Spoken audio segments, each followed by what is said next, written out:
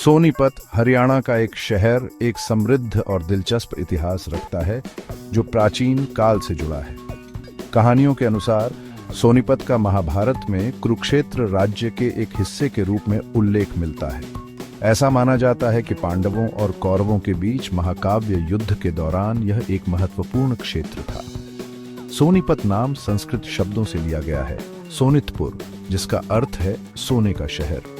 इससे पता चलता है कि सोनीपत प्राचीन काल में एक समृद्ध और फलता फूलता शहर था जो अपनी धन दौलत और संसाधनों के लिए जाना जाता था।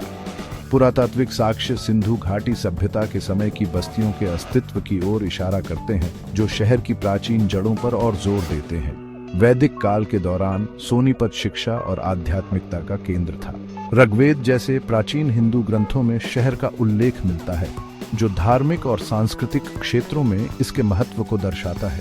सोनीपत और उसके आसपास कई प्राचीन मंदिरों और धार्मिक स्थलों की मौजूदगी प्राचीन भारत में इसके आध्यात्मिक महत्व का प्रमाण है। यमुना नदी के तट पर शहर का रणनीतिक स्थान इसे व्यापार और वाणिज्य के लिए एक महत्वपूर्ण केंद्र बनाता था।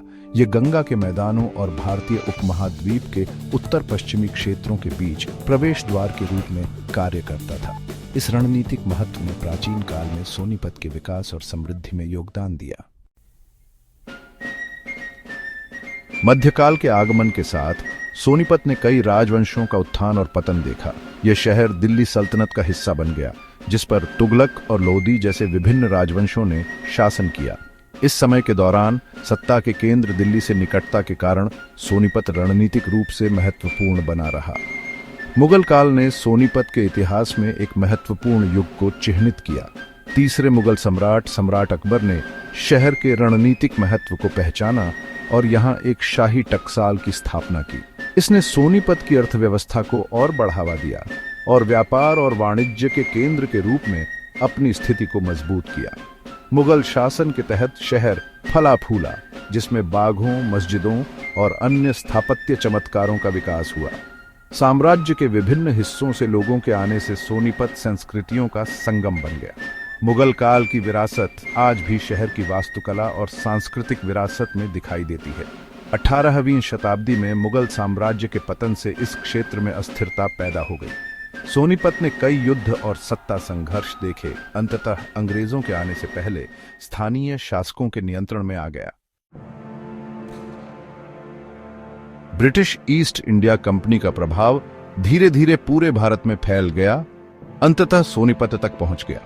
19वीं शताब्दी में यह शहर ब्रिटिश राज का हिस्सा बन गया और इसका प्रशासन पंजाब प्रांत में मिला दिया गया। अंग्रेजों ने सोनीपत की कृषि क्षमता को पहचाना और सिंचाई प्रणाली विकसित की, जिससे कृषि उत्पादन में वृद्धि हुई। भारत के स्वतंत्रता संग्राम के दौरान सोनीपत ने सक्रिय भूमिका निभाई। शहर ने ब्रिटिश शासन के खिलाफ कई विरोध प्रदर्शन और धरने देखे। सोनीपत के कई स्वतंत्रता सेनानियों ने भारत की स्वतंत्रता के लिए अपने प्राणों की आहुति देते हुए राष्ट्रीय आंदोलन में भाग लिया। 1947 में भारत के विभाजन का सोनीपत पर गहरा प्रभाव पड़ा। नवगठित पाकिस्तान से बड़ी संख्या में शरणार्थियों के आने से शहर में सामाजिक और आर्थिक चुनौतियां पैदा हुई। हालांकि सोनीपत धीरे धीरे उभर गया और स्वतंत्र भारत में विकास की अपनी यात्रा शुरू की। भारत की स्वतंत्रता के बाद सोनीपत पंजाब राज्य का हिस्सा बन गया और बाद में 1966 में हरियाणा राज्य के गठन के बाद इसका हिस्सा बन गया। हाल के दशकों में शहर ने महत्वपूर्ण विकास और प्रगति देखी है, जो एक महत्वपूर्ण औद्योगिक और शैक्षिक केंद्र के रूप में उभरा है। सोनीपत अब कई बड़े पैमाने के उद्योगों का घर है, खासकर विनिर्माण और ऑटोमोबाइल क्षेत्रों में। दिल्ली से निकटता और इसके अच्छी तरह से विकसित बुनियादी ढांचे ने महत्वपूर्ण निवेश को आकर्षित किया है, जिससे इसके आर्थिक विकास में योगदान हुआ है। औद्योगिक विकास के साथ साथ सोनीपत ने शिक्षा के क्षेत्र में भी महत्वपूर्ण प्रगति की है। शहर में कई प्रतिष्ठित शिक्षण संस्थान हैं, जिनमें विश्वविद्यालय और कॉलेज शामिल हैं, जो देश भर के छात्रों को आकर्षित करते हैं। सरकार ने सोनीपत में साक्षरता को बढ़ावा देने और शिक्षा के स्तर में सुधार के लिए भी पहल की है।